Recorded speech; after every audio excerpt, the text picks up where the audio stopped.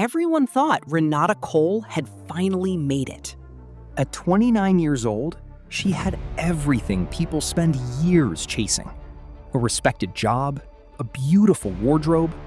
Her social media told the same story. Weekend brunches, business trips, perfect outfits, perfect photos, perfect smiles. Thousands of people looked at her life and thought one thing: she figured it out. But they never saw what happened after the photos ended. They never saw the unopened bank statements. They never saw the credit card notifications arriving every morning. Because behind the image of success, Renata was slowly losing control. 3 years earlier, Renata's life was completely different. She wasn't rich, but she was stable. Her salary covered her rent, her bills were paid on time. She even managed to save a little money every month. Every morning, she took the same train downtown. Every morning, she walked into the same glass office building. And every morning, she carried the same plain handbag she bought during college. It wasn't expensive, it wasn't famous, but it worked. Renata never thought about replacing it. Until one day, she started noticing something. Everyone around her seemed to have upgraded. Nobody talked about these things. Nobody needed to. The brands said everything. Then came the company's annual client gala. It wasn't mandatory, but everyone important would be there. For an entire week, the office buzzed about dresses, suits, jewelry, where people were shopping. Renata laughed along. Inside, she felt invisible. The night before the event, Renata stood in front of her mirror, trying on outfit after outfit. Nothing felt right. Everything suddenly looked ordinary. She opened her phone, scrolled. Dozens of women smiled back, dressed in clothes that looked effortlessly expensive. For the first time, she asked herself a question that would quietly shape the next 3 years of her life. What if people see me the way I see myself? The next day, on her lunch break, she walked into a boutique. No plan to buy anything, just to look. A sales associate approached her. Looking for something special? Renata smiled. Just browsing. The associate led her toward a display. One caught her eye. Simple, elegant, timeless. She picked it up. The leather felt impossibly soft. She turned over the price tag. $450. Her stomach tightened. The associate smiled again. You'll use it for years. It isn't just a bag. It's an investment in yourself. She reached into her wallet. Her credit card was there. The card made the decision feel easier. A machine beeped. A receipt printed. She walked out of the store holding the bag, and for a few hours, she felt amazing. People noticed. Her coworkers complimented her. Those words gave her something money can't directly buy: validation.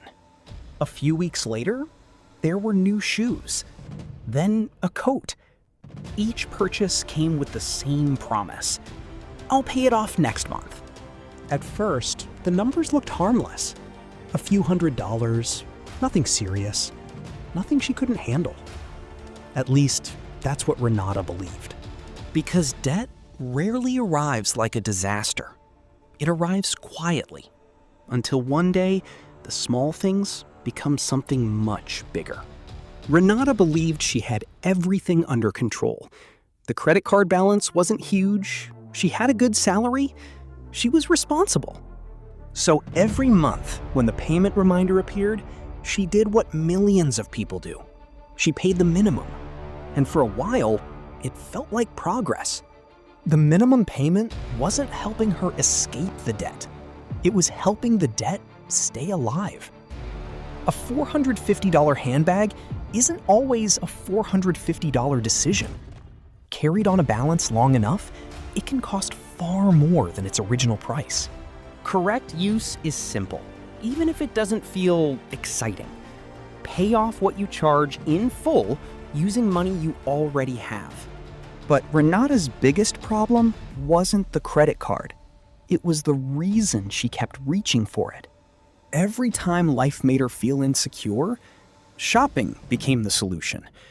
A stressful day at work, a new outfit, a difficult meeting, dinner out. The first warning sign came when David asked about their savings. One evening, he opened their account, then looked confused. Did something happen? I've just had some extra expenses. He nodded, but something felt different. After that, Renata became more careful. Not with spending, but with hiding. Months passed, then years. One handbag became a pattern. The credit limit rose, the balance rose, the stress rose. Then came the apartment application, the place she and David had imagined together. Instead of keys, a rejection. It isn't your income. It isn't your job. It's this. One number filled the screen. Credit score, 542. Walking out of the building, Renata stood on the sidewalk, surrounded by hundreds of strangers.